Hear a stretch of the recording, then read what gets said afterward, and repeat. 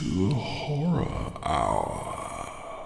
Welcome back to the Horror Hour, place we discuss, we debate, we normally disagree on all things horror. One of the hosts here, Yutaka. George couldn't be here because, as always, he couldn't find his pants. So we like to be a little bit classy from time to time. Are we supposed to be wearing pants? Oh, we are. George just doesn't seem to ever want to wear okay, all right. Clothes. And I think Liam might be passed out somewhere, so he's having a great day. But on top of that, I'm excited because I've got the folks from Fangoria and the Fangoria Chainsaw Awards. So first off, I've got Phil Nobile Jr. How are you, sir? Good. Thanks for having us. And then I've got Angel Melanson. Hi. I still was like, oh, maybe I might butcher it again. Oh, God. You got it. And then we have Michael Varrati. How are you? I'm well. How about yourself? Honestly, I'm really excited. Last year was a lot of fun. And, well, first off, you guys had a tough year because there was so much good horror this year.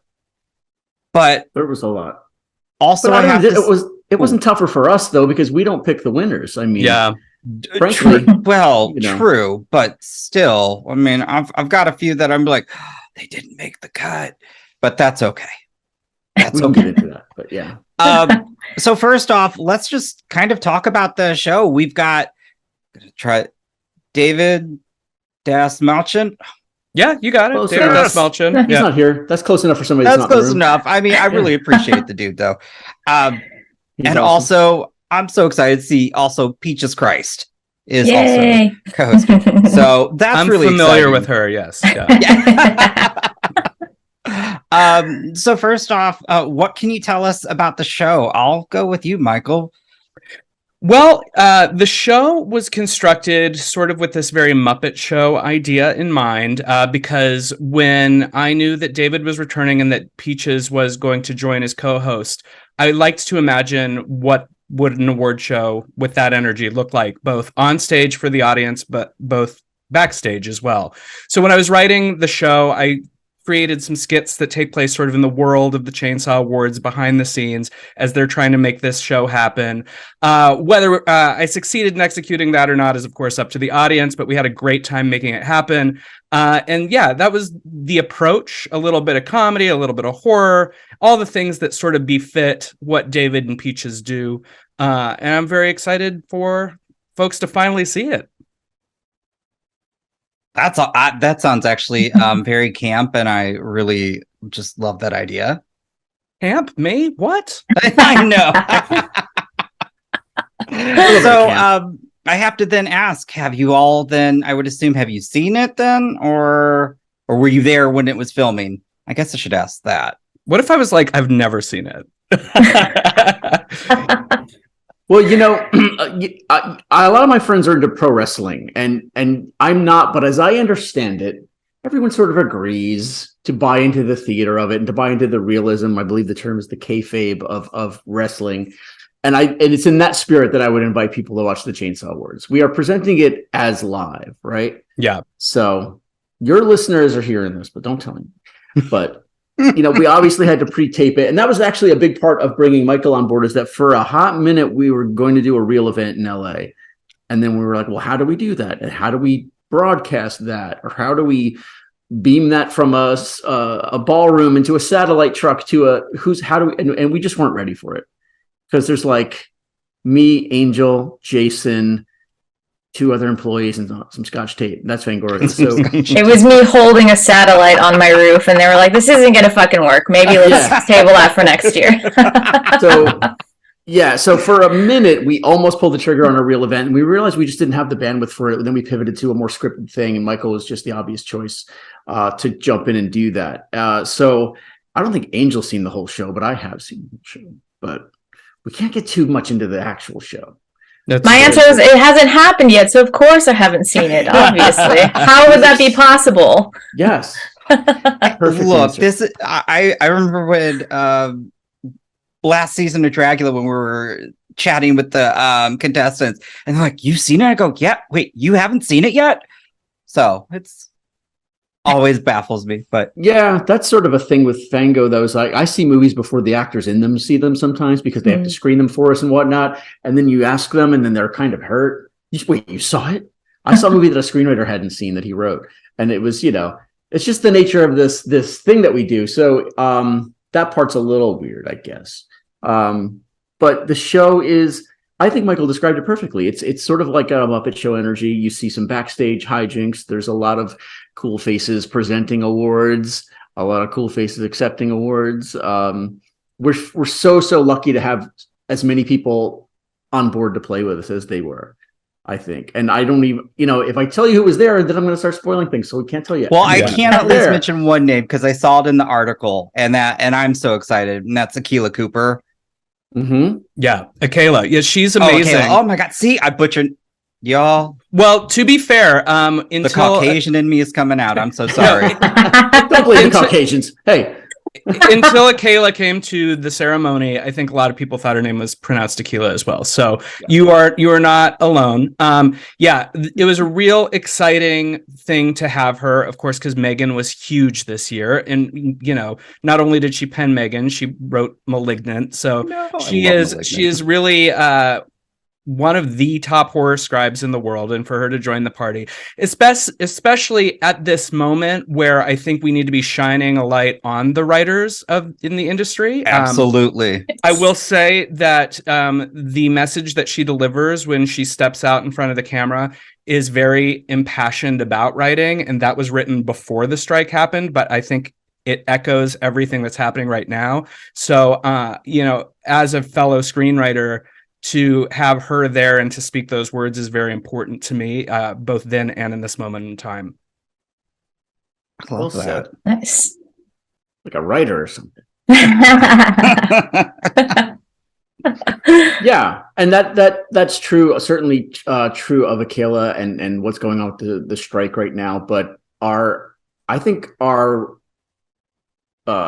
mosaic of talent in terms of presenters is really interesting and a little unusual, and we were humbled. Angel and I were humbled to be included in them because she and I presented a award together, which was fun for us. It felt like sneaking in because I was like 100% fangirling on everybody, and then I was like, "How did I get here?" They're gonna I was waiting for the hook to come out and yank us off stage, but I got to stay, so that was nice. I love that. Well, since we can't talk too much of the show, but can I? With all the skits, I'm just curious. Does anybody get killed on screen? No? Yes? Maybe? Maybe. Okay. Yeah, that would be fun. Yeah. There could be murders in the building, but there also could not be. We don't know. Yeah. Certainly, we murder some punchlines. That's. I like that. Okay. For this, the crop of nominees this year, though, I'm just curious since, obviously everybody's voted. Who was one that you were just most excited to see? Aside from everybody, was there a personal favorite that you each had that you were just like, oh my gosh, I'm so happy that they're at least on the list? I'll let Angel take that one. Oh. I said I was a fangirl the whole time. So but Akilah Cooper was a big one for me too, and that was a weird moment because we interacted, did our red carpet stuff, and then later on she was like, "Hey," she's like, "I've been watching you on the queer horror doc," and I was like, "This is so weird." She's like, "And the In Search of Darkness documentary," and then I was trying to not let my face melt off because I'm just such a fucking fangirl of hers in particular. So that was that was an exciting little moment. I would tear up for sure. She walked between the raindrops a little bit because her film *Malignant* won last year's awards, but Megan is 23, so it wasn't part of the 2022 awards in terms of nominees and whatnot. So Akilah is going to, hopefully we see her again next year. Yeah, I think that would be cool. But the as far as the nominees goes, some people on this call might know that we use an 85 member nominating body to give us your best of. And so the top 5 votes from that 85 member body are the ones that became the nominees. And that was a revelation in itself, as folks who've seen the nominee list know, in terms of what was and wasn't there. And then you opened it to the public for voting, and it was just fucking chaos, in my opinion. I'm excited then. I love that. There are a lot of surprises this year. That's all I can tell you is that, if you thought the nominee list was surprising, wait till you see the wins, the sweeps, the shutouts. It's going to be buzzy that night. I'm going to get off the internet that night because... Yeah. One thing that I was really happy to see is I think that often when we get caught in the social media conversation about genre, it tends to, despite the fact social media is a global platform, we tend to kind of be caught in these little pockets. So you only hear about sort of the movies that are in your domestic market, et cetera, et cetera. And so what was really exciting to me was to actually see how much international horror was represented by the voting body and was appreciated by the fans. Oh. Someone's talking. Sorry, that was me. I was like, I hope they don't hear that. That was me. Sorry. We heard all that. Okay.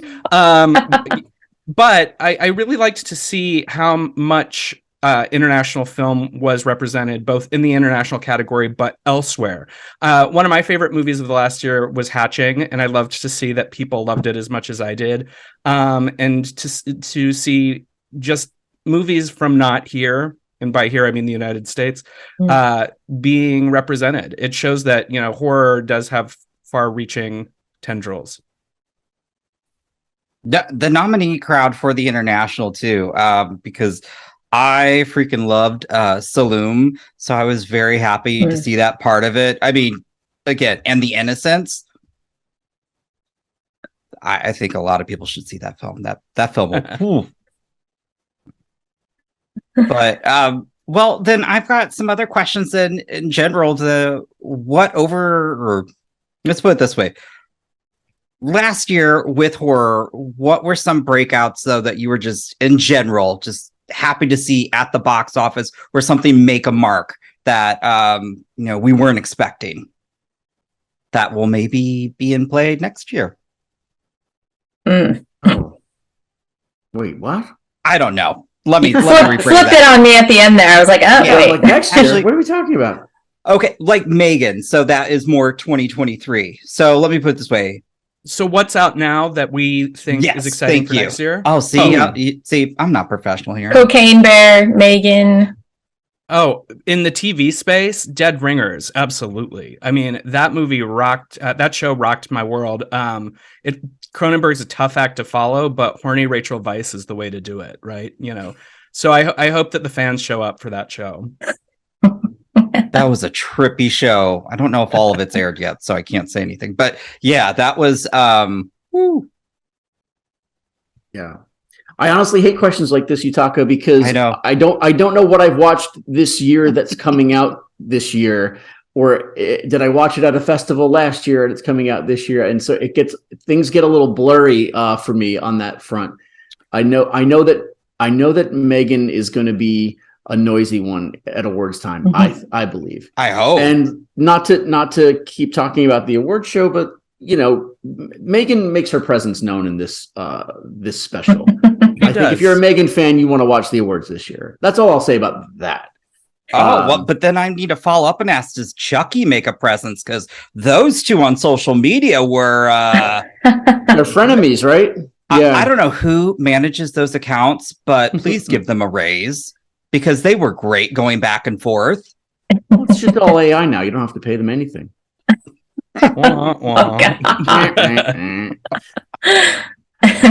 Yeah. I was sad to see Renfield bomb this year. I thought that was going to be a little stickier for fans, but we, as Michael said, the internet conversation is not always the real life conversation in terms of like what people are going to jump on for. And I think the internet loves a Nicolas Cage comeback a little more than your mom and dad. Well, I mean, this is a pattern that we see in horror all the time. Certainly we discuss it on Midnight Mass frequently. The idea that the immediate response to a movie does not always speak to its legacy. And genre is not often treated particularly well, like by the larger critic circle, but it lasts longer. That's just the facts. So sometimes when a movie like Renfield comes out and doesn't necessarily perform the way the studio has projected, that doesn't necessarily mean anything to the life. I mean, Tremors was a financial disaster when it came out. Now, 8 sequels later, the TV series. Yeah, exactly. Nice. So, I do hope Renfield is one that finds its audience over time, because I do feel like there was a lot to appreciate there, and people just didn't give it a shot. Not the shot that I thought it was going to have out of the gate, at least, but let it marinate a little bit, and people will slowly come to it on streaming and such. Yeah, I was hoping it would be bigger too. I want a sequel. I really do. They planted some real unique seeds. I was just like, huh. And on who doesn't love when Nicolas Cage just hams it up? Sure. Yeah. Apparently, mainstream America. Yeah. But you know, on the flip side, it was cool to see, you know, Evil Dead Rise, which was going to be a relegated to an HBO Max premiere, actually sort of killing it at the box office and becoming, you know, I know it's an overused word, but like the iconic, you know, Alyssa Sutherland performance. You know, it's cool to see everybody get behind something like that. And I thought that about Megan too. There's always the haters, but I thought in general, watching the tide happen for those things is interesting. Whether that shakes out as anything for next year's awards, we'll have to wait and see, because I think that there were some films that came out a little too early in 2022, and as a result didn't sort of make the impact in, like, not that horror has an award season, but you know, when it came time to vote. I mean, look, we kind of do. Sure. But when it came time to vote, you know, the support maybe wasn't there, and I think that happens in the Oscars too. You know, somebody put something out in February, you're hard pressed to see it at Oscar season. So we'll see how that all shakes out. But on the in terms of like the future and up and coming, I should say that one of the new awards we instituted this year was just sort of like recognizing future greatness. Like we're kind of calling it like, this is going to be somebody to watch, and we give that award to 3 different entities this year who I think made significant splashes in terms of their first swings. Let's say that. So it's not best first feature, right? But sometimes it's a performance or a writing and directing sort of debut. So that's an award. That's the award that Angel and I give out this year, and I'm excited for people to see that, because that's exciting. I mean, honestly, when we saw who was nominated, who wasn't nominated, we as editors were looking at it, and we're like, there's some names that are missing, some names that were like, that to me were 2022 horror that sort of really represented the genre at its best, even if it didn't get, you know, 1,000 votes or something like that. So that was a fun one to do, and those recipients might be my favorite part of the show. I think it was pretty cool to see. Now, because I know last time we talked, you all count and you actually go through in terms of when it comes to best kill. Was this year kind of similar in last year, where it was just like a runaway, like, yep, everyone's kind of. Well, if I answer that, I feel like that might spoil what the kill is. No, that's. But okay. I'll say historically, it's never been a horse race. Okay. In the 5 years we've been doing this together, the best kill is always kind of a standout moment, I think. I mean, there were a lot of clever kills this past year, so. All right, what were your top 3 clever kills of this year? What would you put in there? Your favorites? I mean, you can't see behind here, but I went so hard for Terrifier 2. It was just unnecessary. Pretty sure that like became my entire being for a while. I would also have to say, I'm put on the spot. I'm trying to think in terms of, it wasn't a kill, but I like the special effects. Yeah, see, now I'm going to have to think about that. Son of a gun. I will say, obviously, with no spoilers, there was one kill that I actually expected to really, really kind of be the dark horse in this race. But I think because it was singularly shocking to audiences, they didn't even think about it when they voted. And I think that after the fact, it's going to be one of those things where people are like, wait a minute.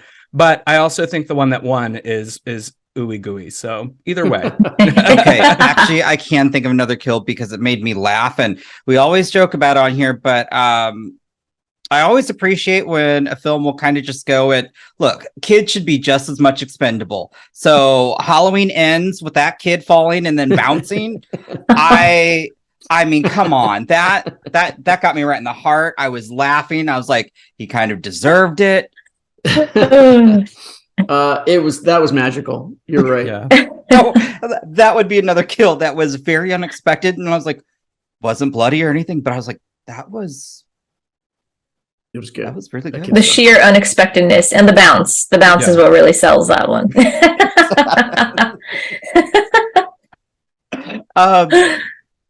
Speaking of, then also, since of course with Phil, you're going to festivals, and so you're not sure. I'm trying to think. Do you think there's anything at the festivals that you've seen though that will likely make a big splash this year? Because there were a lot of festivals. I'm so excited for that. Talk to me. That's going to be a big one, I think. I am so ready for that. Talk to me is going to be huge, I suspect. On the more stealthy tip, I think Birth Rebirth is a really good one happening this year. I think that Late Night with the Devil is going to take people by surprise. Ooh. Just like not just because it stars our host, David Dastmalchian.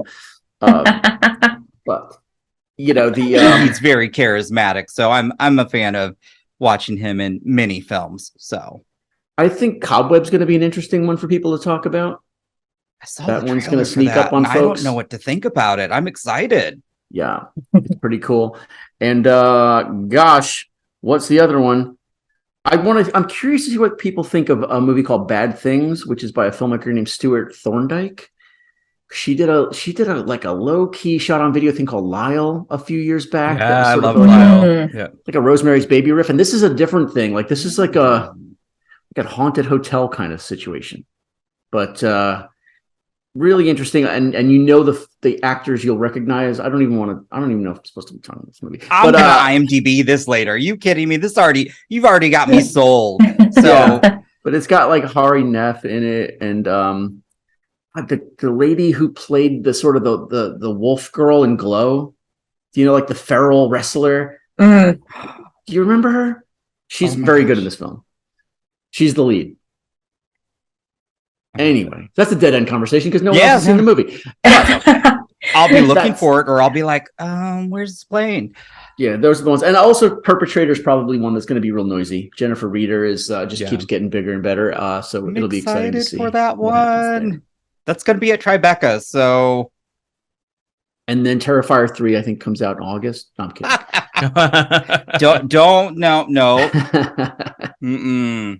No, they're going to do 3 and 4 August, September release, 3 and 4. Yeah, they're going to pearl it. Yeah. I've already said if they do another Kickstarter, the last year I think it's great when films can do this as well to also get people engaged. The folks that donated and were killed on screen, like that whole sequence that I'm like, you guys got to pay to do that. Like that would be iconic. Sure. I don't even know if it's 2023, but I have anxiety dreams about Maxine coming out, and I didn't get any warning, and so I couldn't put it in the magazine because that's what they did with Pearl. So I hope that whenever Maxine comes out, I get 2 months notice so that I can put it in the magazine. But I don't have any idea when that's coming out. The images they're releasing and like the gay in me, I love the fashions. Take me back, like that's incredible. I went all of that for Halsey in a movie, sure. She was in another movie earlier this year, and people gave her some kudos. So I'm excited. Nice. So, because I go on so many tangents, then I do want to talk about because there's a little bit in the show since it's going to be on Shudder. And I always joke that, if you don't have Shudder, you don't like horror, but that's me saying it, not you all. But speaking of TV and there's documentaries on there, what are some hidden gems in the realm of just horror that's on TV right now that I know I'm going all over the place? Yeah, no, I'm thinking. Horror that's on TV right now. Well, I already gave my shout out to Dead Ringers. That's a good one. Gosh, the sad truth when you are in post-production or shooting a show, or in my case, I was in post on a feature and the awards, I'm really behind on things. So like things that people have just, people who were talking about months ago, I'm just now seeing. So I'm trying to think even what I've been watching of late that falls in the category. I mean, granted, I just rewatched all of The Unbreakable Kimmy Schmidt, which is kind of scary when you think about it. But Linda. Wow. But yeah, I've heard really great things about Slasher Ripper. That people are loving that this year. Yeah. I'm behind on that. I'm really hoping Yellow Jackets sticks the landing for the second season, because I have not loved the second season as much as the first season yet. But I'm an episode behind. I have to agree. Well, I'm loving. Last year, I didn't like the past as much as I liked the present storyline. But this season, the past storyline has just been so intriguing, and the future or present, I'm like, okay, all right. I mean, the present tense slowed down a little bit now that they're, but I'm like, just leave me in the cabin for a bit. Let's see what's happening here. Because that is wild. And also that version of Misty is my spirit animal. Not that I want to be like that, but she cracks me up. Like all of her, like just her facial expressions. But also I think the past is more horrific. And so I really enjoy that. That's fair. I think that's the only show I'm caught up on at the moment. Nice. I'm gonna go watch this week's episode when I get off of here. But I guess Shauna in the present this season has not been the ride that it was in the first season, and she's sort of left out of the main thrust of the narrative of the present at the moment. But I'm gonna keep watching it. I mean, I hope they turn it around. They'll get a whole bad season out of me before I give up on a show, and I'll just say this one's been wobbly. But the other stuff is what else is happening on TV that we're watching these days? Chucky. I can't wait for Chucky to come back. It's been a very, very fun and just the weird, crazy ass swings it took last season with God. I can't remember the name of the actor right now. The actor that played Glenn and Glenda. Oh, they were fabulous. Lachlan Watson. Yes. Who I ran into in Austin randomly. Got to tell them how much I loved their work. It was very, but could not get them to show up to present an award this year. I'm ruthless. Oh, it's so nice to meet you. Your work is amazing. Can you come to Burbank on March 11th? So is that how that works? Is that how you kind of it is just us begging and debasing ourselves over email, or somebody passes me a cell phone number and I'm texting somebody that I've not talked to before. Lots of these folks were just folks that are dear friends of Michael Varrati. So we get some absolute legends in this show, I think, and that's all on Michael. But yeah, that sort of gives it the Little Rascals chaos vibe, is that like who's available, who just canceled, what time is this award? And but that was the stress. That was the part that made my neck hurt making this year's show, is like, is this person showing up when we need them to? This person's 20 minutes late. Where are they? Why isn't Angel here yet? No, I'm kidding. My personal favorite, though, was the fact that once we locked in the presenters, how a good chunk of the list of presenters is sort of the worst kept secret on the internet, because literally like the next day people were like posting selfies from the dressing room, and we're like, gang, this doesn't air for 2 months. You can't just be like, about this. But you tell Barbara Crampton not to put something on the internet. I did. I'm not gonna. So she got happy. The clicks. I was happy for that. Yeah, that's true. And actually, like I'm saying, it was stressful, but it went off pretty much without a hitch. Like the folks and the caliber of folks that showed up because they want to come and play and be part of this thing because they read Fango when they were a kid, or however it is, whatever their little story is with Fangoria, it's an affection that doesn't get eroded yet. And and we exploit it. It's great. Like they came and played, and then they would hang out. Like some people would just show up and shoot their thing and then just sort of chill out at this amazing studio space called Wolfpack Studios in Burbank. It's all horror themed. If you go knock on the door if you're ever in Burbank and let's see if they'll let you roam the hallways. But it's very cool. And and I will say, with the Muppet Show allusion earlier, we really do show off the space in the show. We go all throughout their halls, and so you'll see they have posters and like neon signs, and they're as much into horror as any of the viewers, and I think that it was really nice of them because they're a soundstage, and usually when you shoot on a soundstage you stay on the soundstage. So when I went to talk to them, I was like, here's what's gonna happen. I'm also gonna leave and I'm gonna walk around. I'm gonna go by your office and your weird printer and your like microwave that you make like your lunch in. Is that fine? And they were kind of like, all right. So they were down. Yeah, it's a great space, and it was just cool. Like you just round a corner, and there's like somebody you're like, we released a list of presenters, so we can say, but like you round the corner, yeah. You released some. I don't know. There's some presenter highlights. Yeah, I think Variety ran the whole list, so I'm going to name. Well, dang. All right. Just saying, like you get around the corner and Mink Stoll is sitting there talking to Barbara Crampton, and you're like, whoa, what the hell is happening? That was surreal. And the bummer was that, Angel and I were working and producing and Michael was directing, so you couldn't stop and enjoy that. You like, that just happened. And then you have to go run and find a steamer for somebody's jacket. But it was... Oh no, it was funny because Peaches was staying with me during the show as well. And like we would go home and she was just like, oh my God, this person was saying this and it was wild. And this happened in the dressing room. And I'm like, yeah, I was working. Like, I'm sorry. I would just scream whenever I passed by somebody to let them know that I was freaking out, but I had shit to do, How do you I still don't know how, because even right now I'm probably like, because I'm fangirling, just speaking with all of you as usual, because I read Fangoria. Thank you for reading it.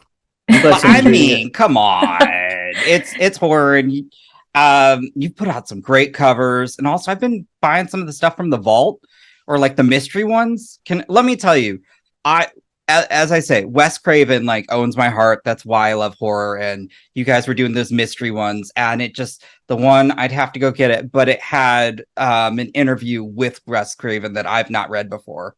And it just kind of like warmed my heart because I was like, well, I'm going to treasure this. And another one had like a special Clive Barker made poster.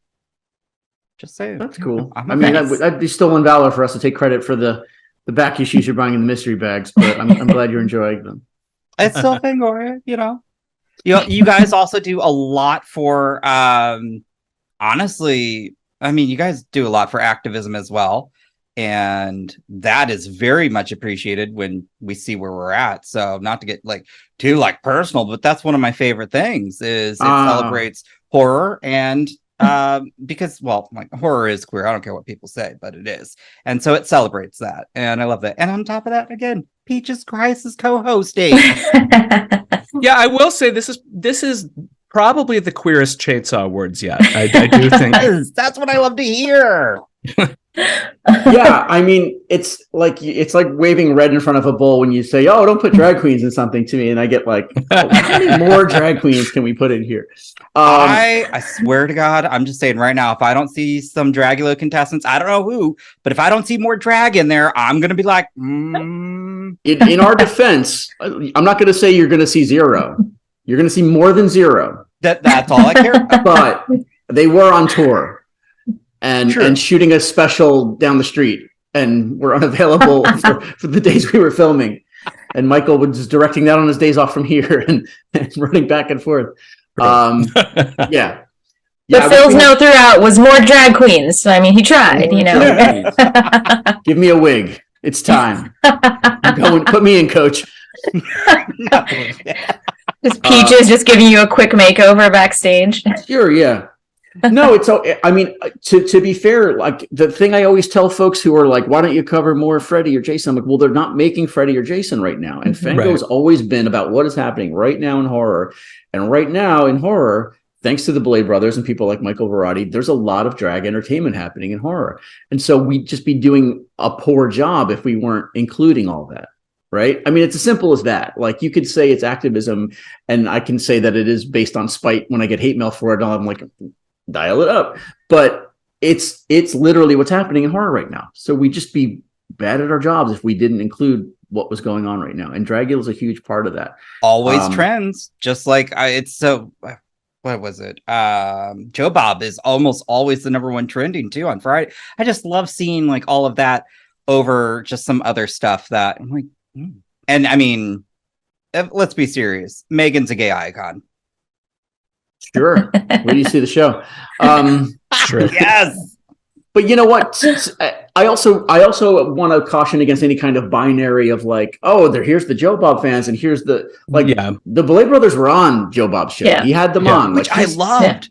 He's not like some conservative maniac that some of his fans wish he was. Yeah. I think he's pretty open minded, and he's, like I said, he sees what I see, and that this is what's happening right now. Look, and at the end of the day, part of drag is the creation and curation of a heightened persona.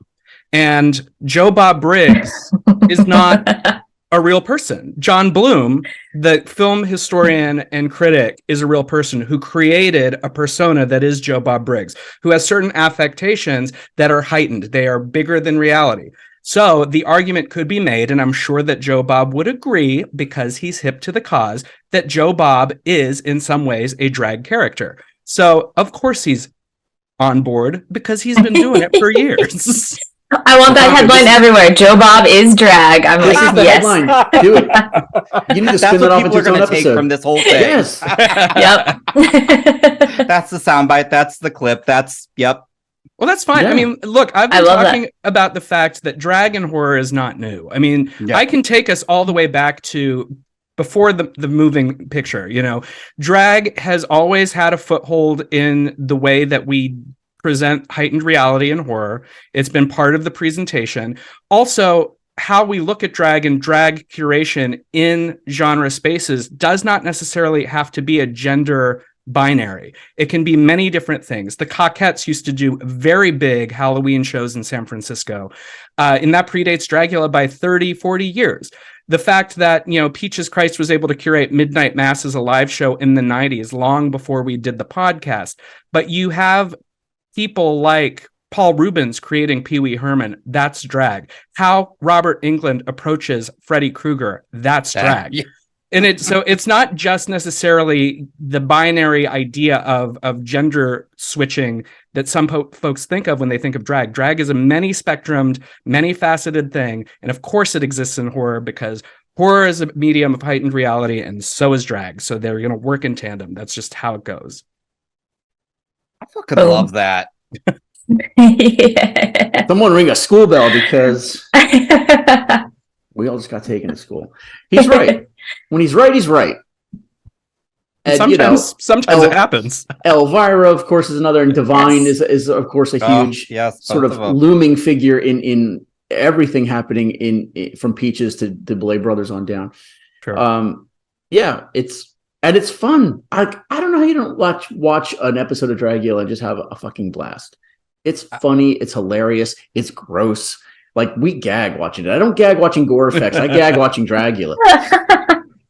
Like, look, how into horror are you, right? Like, are you ready to watch Bitch Puddin' eat a spider and suck on her own toes? Oh my God. Oh, that's one of my favorite pictures I have. It's getting to meet her in the mop. That's, that's classic. Or I'm going to tell you, as someone who's been in the room when she's sucked the juice off of the mop, because I've shot those sequences. As grossed out as you are watching it at home, it is a next level. Watching it like go into the water and swirl. Oh God! Well, I can't smell it at home. Yeah, it is not an illusion. She literally does that. But it also has one of my, what's the line? Because I had Madeline Hatter. She was doing cameras. I was like, just please tell me, fuck the big picture, Clint. It's one of my favorite lines. It's amazing. It's but yeah, no, I was the guest judge on that episode, by the way. I remember. But I know we talked a little bit about the show and just horror in general. I just want to thank you all for coming on here, because I can't wait to see the show and tweet about it. And I think Zero Gravity's doing a live watch along in New York. Yeah. She's awesome. She did that all on her own. It's not like financed by us or anything like that. We gave her some swag to give away, but she pitched the whole thing, and that's sort of her thing in New York, is that she runs these live things, and she's great. Trying to decide if I want to go. I don't know if I want to watch a crowd full of people watch the Chainsaw Awards. That's my sticking. Why not? That would be. I mean, it's sold out though, but I'm sure you might be able to be like. I might know someone. You might know someone. Yeah, no, she's great. And I think if you're in New York and you're watching this, I think she's going to open up a couple extra tickets right before the thing happens. So keep an eye out for that.